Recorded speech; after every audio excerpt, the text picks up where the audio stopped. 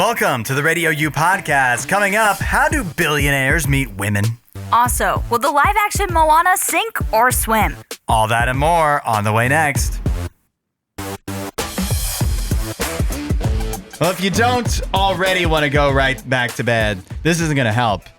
The potato bed hack, viral trend, 8772 Radio U, where you turn yourself into like a baked potato, basically.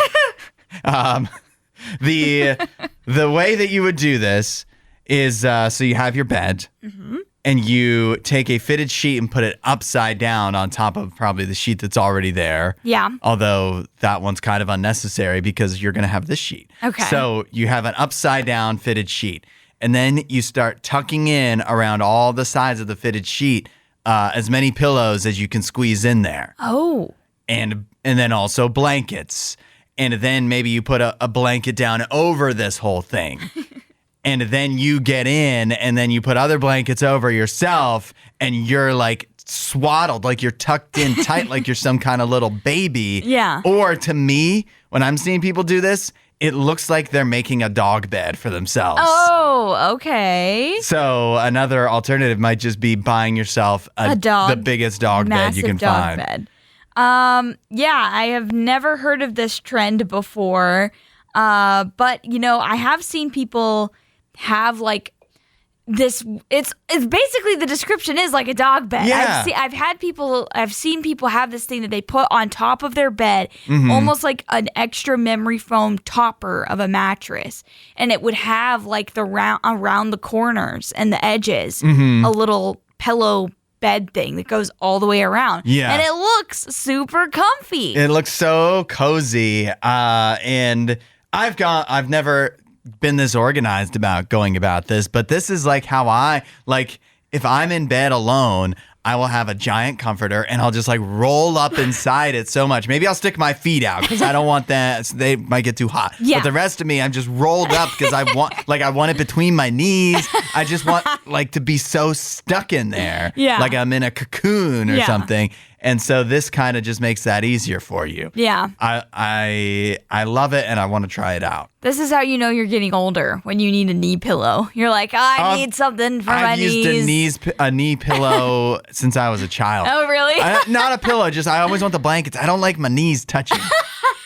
And so it's a sensory thing? Okay. I don't like the bone on bone there. Yeah, well, I feel like as I've gotten older, I like to have something in between my legs. It's like it keeps your hips straight or something. Yes, right. It does something. Keeps your alignment the way it's supposed to be. Exactly. Because, I'm just trying to relax here and having like my knees knocking. Yep. Doesn't. I can't recover as quick as I did when I was a kid. What do you think is worse? That we're getting a Labubu movie. Sony is apparently moving forward with a Labubu doll movie idea. So you're thinking about that coming to theaters maybe a couple years from now, right? Okay. Or another Sharknado movie. Apparently, Asylum is going to be putting together a new Sharknado movie. This will be the 7th Sharknado movie. It's called Sharknado Origins, and they're talking about a summer of 2026 release, although I'm not exactly 100% sure where that will be releasing. Surely not in theaters.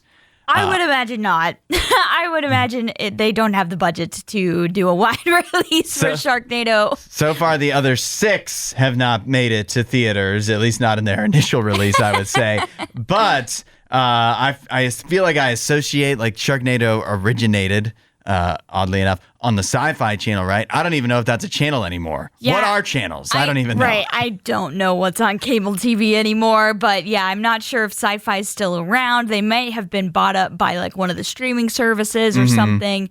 And so direct to Peacock, perhaps. Yeah, one of those. Sharknado Origins. Peacock, Paramount, one of them has it. But Another Sharknado movie does, unfortunately, render the previous Sharknado movie inaccurate because it was called The Last Sharknado. Well, this one's Origin. This is a prequel. It is chronologically that may have been The Last Sharknado, but as far as movies are concerned, that's incorrect. Yeah, they were like, the way we get out of this and make more sweet, sweet dollars from people who love Sharknado is by creating a prequel movie, the origin of Sharknado. So what is worse, Labubu movie coming to theaters or Sharknado movie coming somewhere next summer? These feel both pretty bad, but I will say the Labubu trend drives me up a wall. I don't understand it. I know we've talked about it many, many times. And so, yeah, I think Labubu is worse just because I don't like it at all. Yeah. And Sharknado has existed and it's never bothered me before. Yeah. I've never watched any of them. It's just been there. It's just not good. Yeah. But it's also easier to ignore. Yeah, because it's not as popular. Every child seems to have a Labubu, and the movie is going to be out in theaters, which undoubtedly will extend the trend and make kids really annoying about it when it releases. Exactly. I feel bad for all the parents. Exactly. I feel bad for all the parents already who their kids are asking for Labubus for Christmas.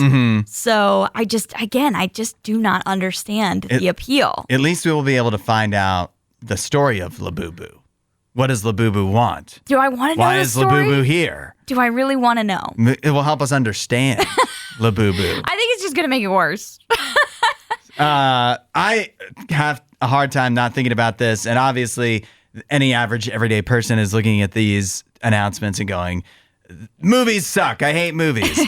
But then a couple months from now, it's going to be Oscar time, and everyone's going to be like, those movies suck too. And I'm just thinking, like, what do you want? Yeah. You don't want Labubu. You don't want the Oscars. That's an Oscar movie. Yeah, but it's a bad one, but it's an Oscar movie. I think Wicked shows you like the ability that movies can, still be good, Oscar worthy, and also still crowd pleasers. So it's still possible. That's one movie. Wicked for and it Good doesn't even work for me. Wicked for Good has done good things to the movie going business. If we're going, Wicked is going to save us, then we're really at the bottom of the It saved the box office last year. It's finally happening. Jake Paul is fighting Anthony Joshua. Okay. 8772 RadioU. This is one of those hand strikes and gives a flower situations because was it this past weekend or this coming weekend? Jake Paul was supposed to be fighting Tank Davis, which was a sham of a fight. Yep. And that got called off, and they weren't able to sell tickets for it. And obviously, Tank Davis got into some domestic violence controversy. And so that went away. But now it gets replaced with something even better. Yeah, this is the fight everybody wanted initially, because this was the one I think that was first rumored after the last fight Jake Paul had, and everybody was like, all right, who's he fighting next? And this one kept getting rumored, but then he was like, no, actually, I'm going to fight somebody way smaller than me, guys. Yeah, Are you excited? Yeah. No. It's definitely, you can't promise somebody $1 million and then give them $50. Yeah. And that's what it felt like. Yeah. So Jake Paul will fight Anthony Joshua December 19th. You're going to have trouble streaming it on Netflix that night. And it's going to be, Anthony Joshua he's held a heavyweight title in our lifetimes, unlike most of the people that Jake Paul has fought. And so this is actually going to be a real, plus I think this is important to note too, because Jake Paul's fight against Tank Davis was supposed to be, it was an exhibition. Yeah, it wouldn't count toward the record. Like I said, sham. It didn't matter. They could have had any outcome, and it really, we couldn't have batted an eye, couldn't complain. These TV allegations were actually fake. It was all a part of a scheme to just, make it go away. Yes. And Tank Davis was half his size. There was no shot he was ever going to get knocked out, which is what the people want, right? Right. Jake Paul would get knocked out. Anthony Joshua, Jake Paul, this is a professional fight. It matters. Yes. And Anthony Joshua could absolutely knock out Jake Paul. I hope he does. Yeah. I think we all kind of collectively do. But would that be the end of this?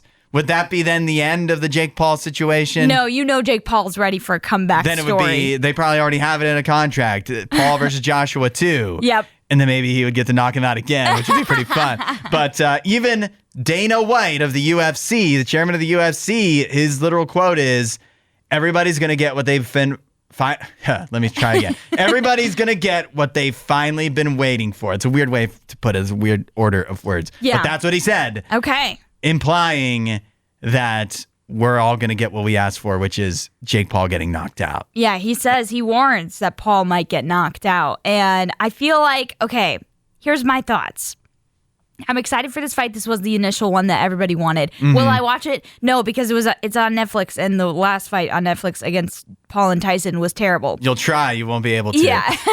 And also, I'm not big into boxing, but I do think this is more of a legitimate fight than what we were going to get with Tank Davis, which I think was supposed to be this past weekend. But, obviously the controversy there sucks, and that didn't end up happening.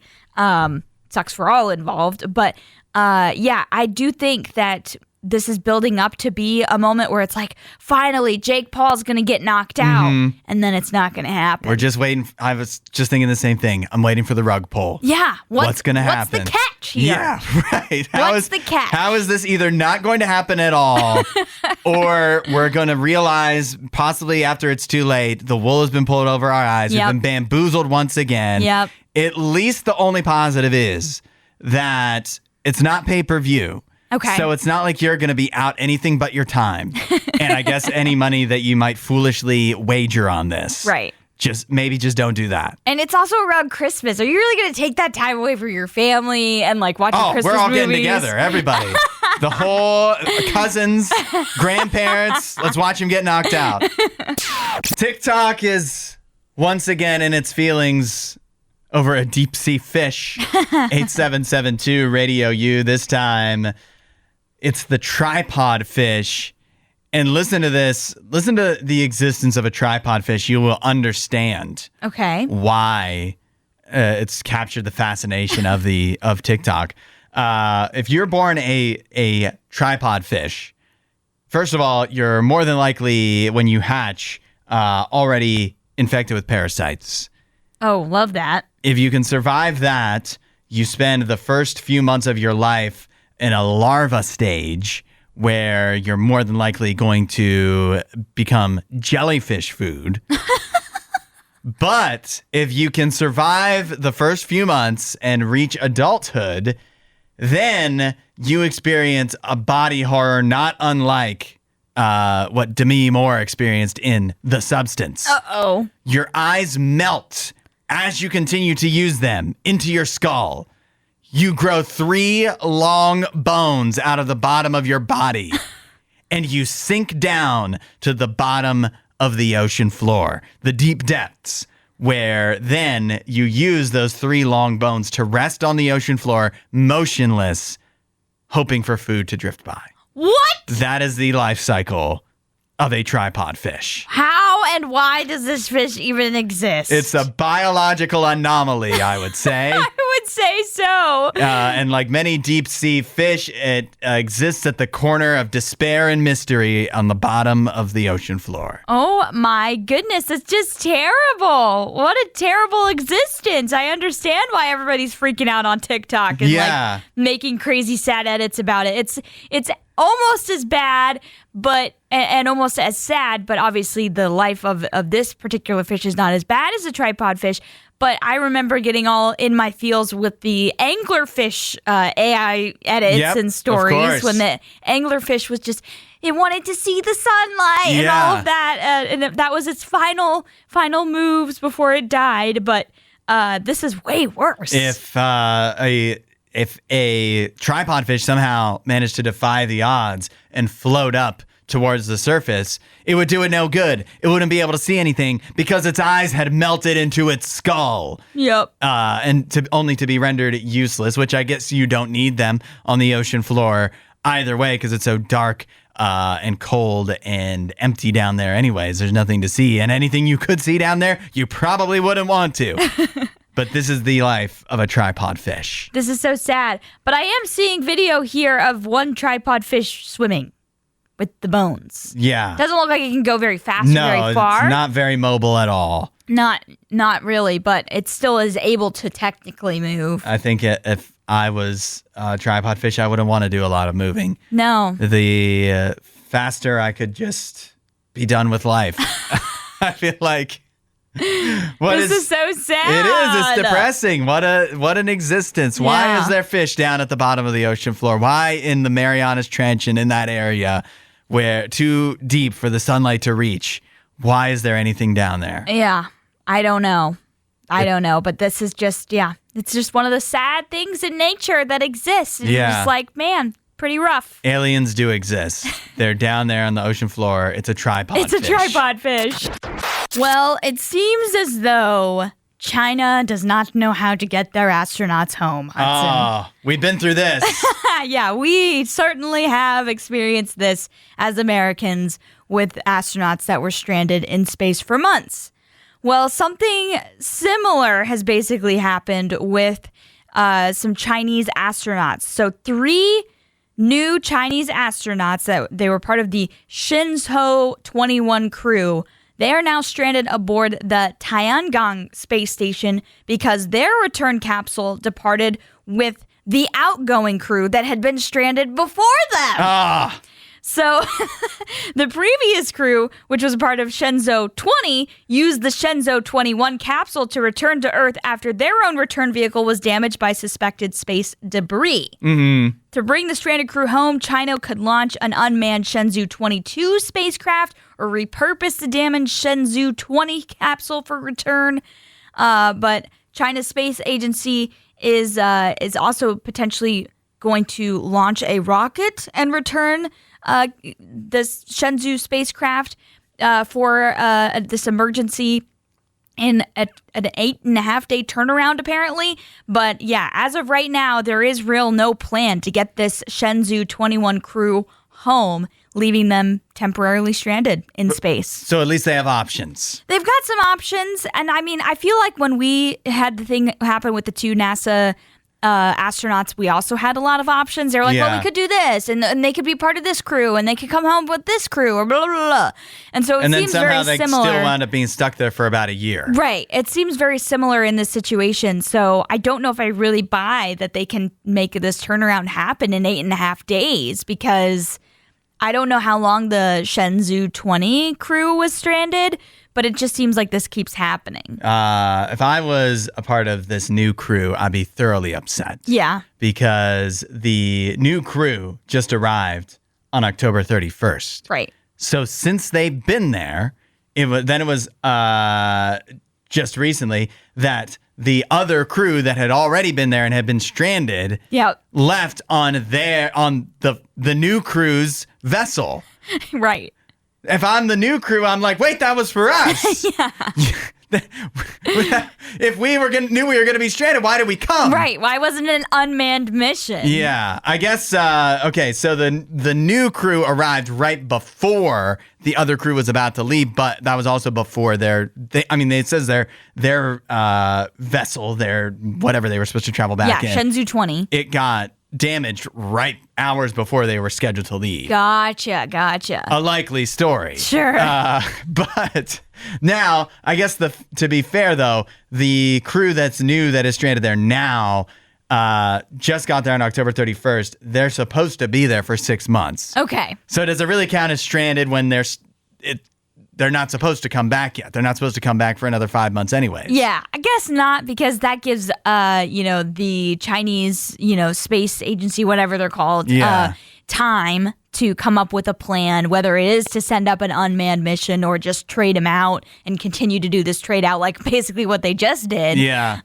Because you could technically keep doing that, but I think the best plan would probably be to send up the Shenzhou 22 or a new version of Shenzhou 20 that's been fixed, that's just unmanned, and let them come back on that. Yeah. I'd still be upset, though. I'd be like, that's your problem. Right. This was our department. Yeah. We just got here and everything was fine. Right. But I guess then what could happen? Then theirs could be if you just let it sit there, theirs could be damaged as well. Yeah. And then you'd have 2 crews stranded. Yeah. And then an even bigger problem. Yeah, I don't even know what you would do at that point. I just keep getting convinced more and more that we don't need to go to space. Yep, 100%. It's hard to get stranded on Earth. It's pretty hard. It doesn't happen very often. I mean, it can't happen, but we're on Earth, and it's a lot easier to get home. It's also, that's right. Every year, somebody's getting stranded in space. Yeah. I don't like that. No. As correctly predicted here on RadioU, James Franklin is about to be announced as the new head coach at Virginia Tech. Yeah. We called this right after he was fired.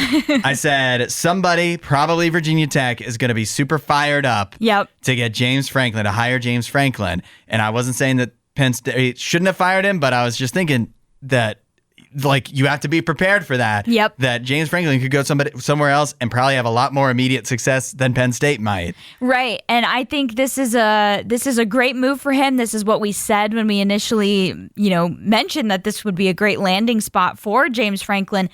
The ACC is primed to have somebody come in and take over, because the, perennial favorite, the team that had won it and kind of run that conference for years, is on a real downturn over the past, 4 to 3 years, you would say? 3 to 4 years with Clemson and Dabo just not working out. And a lot of their players, even though they're bringing in these highly recruited players, they're just not working out for Clemson. So this conference is really open. Miami, they just can't seem to put it together. Mm-hmm. And so, I think this is a good move for James Franklin. I didn't like the idea of him potentially going to the SEC because I just felt like it's a lot more competitive, a lot harder to find success there. But the ACC, man, it's a little easier to win in there. Well, yeah. What is James Franklin's main bugaboo since he was at Penn State? Top 5 ranked teams. Yeah. You shouldn't see many of those in the ACC. Probably not. If he was in the SEC, he'd see one every week. So I'm excited about this. I did think James Franklin, it was tough to keep I understand why Penn State wanted to fire him. Yeah. But he is a really great coach. Yeah. And I think he's going to have Virginia Tech up and running, and Virginia Tech is a good program. I went to Virginia Tech games when I was a kid, so I am anxious for them to be good again. Yeah. I really hope it works out. And it will be fun if they're a competitive program again. College football will be better with the Hokies being a good team. Yeah. They've got so much great tradition. Their colors are amazing. Yeah, we want them in the contention for the playoffs. They're so unique. And if they have, and their fans care so much, and if they actually become like anything close to what Penn State was, then the ACC is actually, again, going to have like a truly competitive program to stand up to that'll probably be poached by the SEC before too long. Right. This is a great day for the ACC, or yesterday when this was announced. This is a great move for them to have such a high level, coach kind of fall into their lap just because things had not worked out at Penn State. I agree with you. Penn State probably had to move on because Penn State's their aspirations are so much bigger than what James Franklin could unfortunately do with them, and so they had to make a move and make a change. But for a Virginia Tech team that's kind of been floundering a lot over the past decade, this is a great thing for them. Yeah, and this is, I feel like it also speaks to what must be done eventually, must be done immediately. Sure. If Virginia Tech had rode it out with Brent Pry for the rest of this season, or even for much of this season, they may not have had this opportunity to hire James Franklin. You're right. And some of the other schools, even including Penn State, that maybe waited a little longer. I'm not saying they waited too long, but the longer you wait on something, the more opportunities can disappear. Yeah. And now some of the other schools that are, Florida, LSU, that are still looking, that went a little later, now they're going to have to convince themselves they're getting a guy. But I'm not sure there's going to be a better hire this offseason than James Franklin going to Virginia Tech. It'll be tough to find somebody with his level of success. Coming up on December 6th, get ready for Trade Anything Day. 8772 Radio U. This is happening at GameStop. Those still exist. Actually, you know what? Sometimes there's a GameStop near me, and I see people waiting outside of it occasionally. Really? Yeah, I do. Well, I always wonder why. I also heard from my cousin recently, there was something where she was like, I had to go to GameStop to get this. I couldn't find it online. Uh-huh. So there's some things that are still exclusive to like an in-person store. Yeah, like Trade Anything Day. Fair enough. You're not going to have this at Amazon.com. Trade Anything Day is coming up on December 6th. Basically, you can trade in virtually anything that will fit in a 20 by 20 by 20 inch box. And GameStop will give you some amount of store credit for that. Yes, there are a few items that they will not accept. Weapons, illegal drugs. Funny that they have to put that down there. It says illegal drugs. What about legal? Legal drugs may be okay. Explicit material, live or dead animals. But It says they may accept taxidermy. What? Yeah. That's kind of weird. So, I mean, virtually anything you can take to GameStop on December 6th. If it fits in a 20 by 20 by 20 inch box, you can trade it in and get some amount of store credit. Keep in mind, it is GameStop. They will not give you near what it's worth. Yeah, that's what I was thinking. All I'm thinking of is, recently I watched the movie Weapons, and I'm thinking of the guy that's trying to pawn off stuff, and the guy's just like, no, it's not valuable to me. Like, I'm not going to pay you anything for this. And he's like, $5? And he's like, no. So I just think that's what you'll experience. Like, if you ever grew up going to Plato's Closet and trying to get money for the clothes that you thought were worth something, you've experienced this before. You might as well just go to Goodwill. Yeah, like just give it away for free. Yep. Because it's just like at that point, it's not worth it. You spent whatever money you made going to Plato's Closet, you spent on gas getting there. Now they can't even give you pennies. Yeah. Anymore. Right. But I guess it's a good way, if you're like me and your garbage is overflowing, to just get rid of some of that. And it doesn't matter how much you get back. Yeah. It's just, if you get anything, you're just doing some cleaning. Right. If you get anything, it's a profit. Yeah. So I suppose that's a good thing. So what are you going to trade in on Trade Anything Day? I don't know if I have anything I feel like I can really take to GameStop that'll get me anything. And I don't know, do I have anything that I want to buy from GameStop? That's another part of this. I guess I do. I guess they probably sell D&D stuff. Oh, I mean, yeah, that's a game. Yeah. So it's a board game. Yeah, They've got board games in there. Think so. I don't know. The last time I feel like I went to GameStop, it was mostly like collectible stuff. Yeah. So, I mean, maybe Dungeons and Dragons probably would count, but it was much more Funko Pops. Yeah. Yeah, which apparently also people can't afford anymore. So yeah. I guess you could get some of those for Christmas. Trade I don't know Anything why Day. I would want them. Let us know what you're going to trade in at GameStop and what you would get with your few cents of store credit at 8772 Radio U. Yesterday, Disney unveiled the official teaser trailer for the live-action Moana movie that's coming out next summer. Allie, surely you've seen this trailer, this teaser trailer. How do you feel about the live-action Moana now that we've gotten a taste of it? I sent it to my cousins, and I was like, you know what? This looks pretty rough to me. Yeah. And mainly the qualms I have with this is, well, first off, it's hard for me to trust Disney with these live-action remakes. We've been let down so many times. Mm-hmm. And second off, I'm not a huge fan of doing live action and then just making the movie mostly CGI. Yeah. And that was my big qualm that I pointed out to them. I was like, I don't really understand the appeal and the reasoning behind doing live action and then being like, you know what? We're going to film most of this on a soundstage. How about that? No thanks. I'm sorry. Where Moana takes place, that part of the world, gorgeous, beautiful. Like, you think like Fiji, Bahamas. And it seems like some of it's filmed on, an actual island, like maybe Hawaii or something.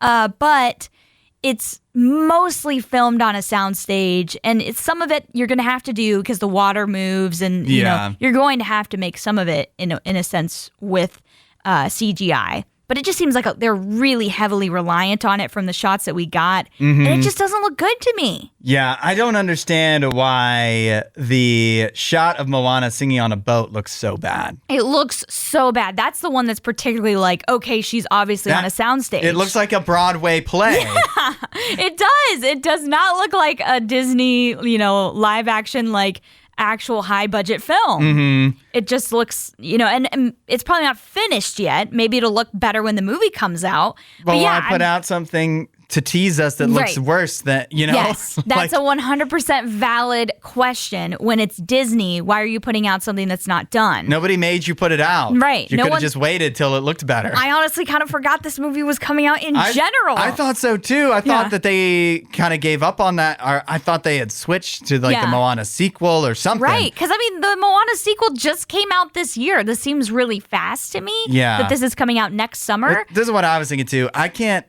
I just can't account for the taste of the American public because, Lilo and Stitch is not that old. Yeah. How to Train Your Dragon is not that old. Those are both live-action remakes of those movies that had just come out in our recent memory. Yes. Were smash hits at the box office this summer. Yeah. So I can understand why people want to go see the same movie they've already seen. Right. But looking different in many ways I would consider worse. Way, way worse. Yeah. So that So I feel like this is going to be a smash hit too, despite how poor it looks. I was shocked how much money Moana 2 made. I was shocked by that because so many people said it was not as good. Yeah, definitely not. But I think people are so desperate for anything that their kids can watch that they're just like, okay, I'll take my kids to go see Moana 2. I still just don't get it because don't kids like cartoons better than real life? I think they do, but they also like the kids. They pressure their parents to go see stuff. Yeah, and so our kids' taste can be a little questionable sometimes. So I think that sometimes leads Disney and these Hollywood studios making these movies not so good because they think they can get away with it. Yeah, they seem to. They seem to get away with it over and over again. I'm tired of it. On the menu today is the all-new Coca-Cola Holiday Creamy Vanilla, which is different than Vanilla Coke because it's holiday and because it's creamy, although, crucially, it contains no dairy. Okay. We have the regular and zero sugar versions, which the zero sugar is what I would typically drink. And, by the way, Allie's not allowed to taste it because she lost our football picks. Do you want to go over those picks real quick? Sure. Okay, so Hudson was 3-2. Losses were Oklahoma. Both of us didn't pick Oklahoma. We picked Alabama. We cursed Alabama by both picking that. Sorry, Alabama. Although I'm kind of okay with them losing. But you picked Texas. They lost. I picked Georgia, and that was a win there. We both picked the Bills. They were a win. You picked the Eagles, which were a win, and you picked Navy as your upset, which was a win. And the Lions were bad on Thursday night Sunday night. They were bad, but also the Eagles weren't much better. Jared Goff was awful. It was a historically bad game. Yeah, it was not a great performance, but overall a pretty bleh game on both sides. But Navy, though. Navy was 10-point underdogs. An impressive win there. Good enough to get me a food fight all to my own. All of this Coke, all to myself. That's what we're here for. So let's go ahead and try the new Coca-Cola Holiday Creamy Vanilla. Oh, yeah, that's good. Oh, yeah. What a great... Oh, my gosh. I will say, is it holiday... I don't know, but that's just like a really good Vanilla Coke. Vanilla Coke's so good. Vanilla Coke is good. I need the zero version. Hopefully this is even better because I can't justify, besides the price, I can't justify the cost to my body of drinking all of the sugar in a full sugar Coke. So let's see how the zero one does. I'm just going to respond to some emails right now, Seems like I'm not needed here. So there is a noticeable difference. These do not taste when you get them right back to back. This isn't always the case to me. The full sugar version is mountains ahead, way better than the zero sugar version. But is this good enough? Is the zero sugar version good enough for me to have a satisfied smile on my face? Let me try it again. Satisfied smile. You know what? Yeah, it's growing on me, the second one. I don't know. I mean, the Holiday Creamy Vanilla Full Sugar is like an all-time. This is an all-time. An all-timer? Dang. It's almost like drinking an ice cream sundae. Okay. Or an ice cream float. Oh, ice cream floats are great. Yeah, it's like a Coke float. It's weird. It does have a little bit of a creamy texture to it. I don't know. How do they do that? I don't know either, especially without any dairy, because they do have on the front, it almost looks like a scoop of ice cream or a scoop of whipped cream or something. So you would think there would be some type of dairy in there, but I guess that's good for those that need to be dairy-free, lactose intolerant. And it probably wouldn't have the same shelf life if it was dairy in there. Yeah, good point. It is non-dairy Holiday Creamy Vanilla Coke. That is so good. It is it's blowing my mind how good that is. I am glad that I won this food fight so I don't have to miss out on this. Sure. It feels really good. I think I'm going to finish these. You're going to finish them off? Yeah, I think I am. So available in stores now. That's why if you're not watching, he poured them into cups, guys. That's why. I want to save them for later. He wanted to finish them off. I didn't want it to get flat if I didn't drink it all at once. If you need dating advice, you know where to turn. 59-year-old billionaire Can we cut and start over? Billionaire hedge fund manager Bill Ackman. Oh, really? 8772 Radio Billy's U. got the advice. Bill says, this is a quote. I hear from many young men that they find it difficult to meet young women in a public setting. Why are young men talking to you about this? Bill. He says, in other words, the online culture has destroyed the ability to spontaneously meet strangers. As such, I thought I would share a few words that I used in my youth to meet someone that I found compelling. Are you ready? Oh, boy. For Bill Ackman, 59-year-old billionaire hedge fund manager Bill Ackman's dating advice of how to meet a woman in public. Tell us, what is it, Bill? Bill says, I would ask, may I meet you? Before engaging further in a conversation. What? May I meet you? May I meet you? I mean, I guess it's probably better than just some random drunk guy approaching you and being like all on top of you and being all weird. Mm-hmm. But those aren't the only two options, though. Yeah, I was going to say, may I meet you is no better. It's like one side is extremely awkward and it sounds like they were homeschooled and sheltered. Mm-hmm. And then the other is just...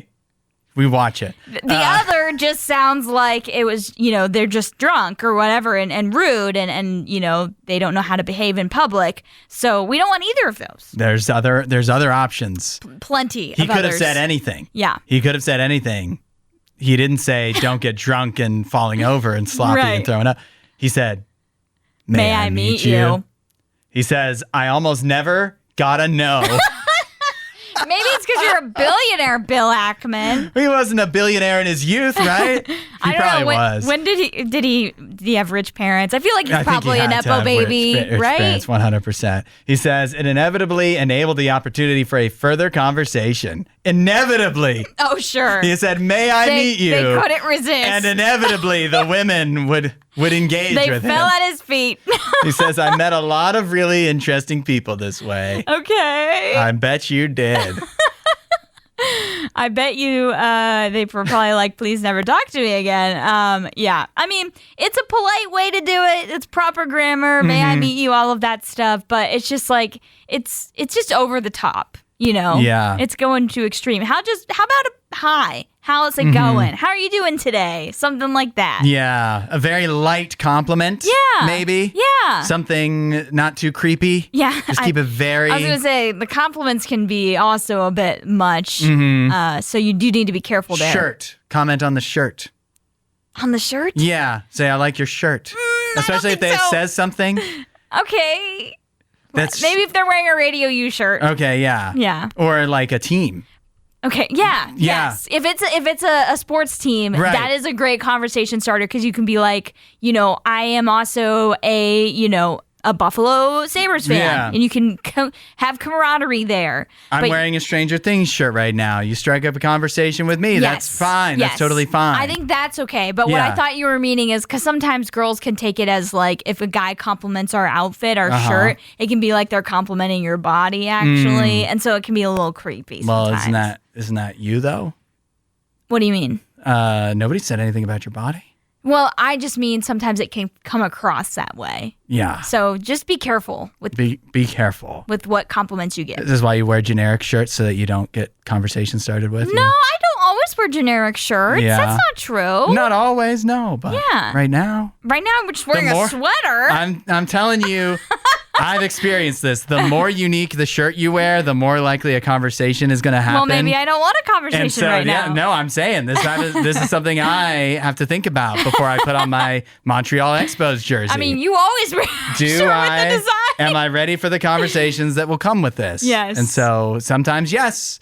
So just think about that when you're dressing. Were you ready for my dad to point at your hat and be like, that's for a defunct baseball team? I wasn't expecting your dad that day, but then when he was here, I was ready for it. You were ready. I know. I know when you put that kind of stuff on, what you're going to get. So if but you you're don't not going to get it, may I meet you? No, I never will. Thanks for listening to the RadioU Podcast. Don't forget to rate and review the show.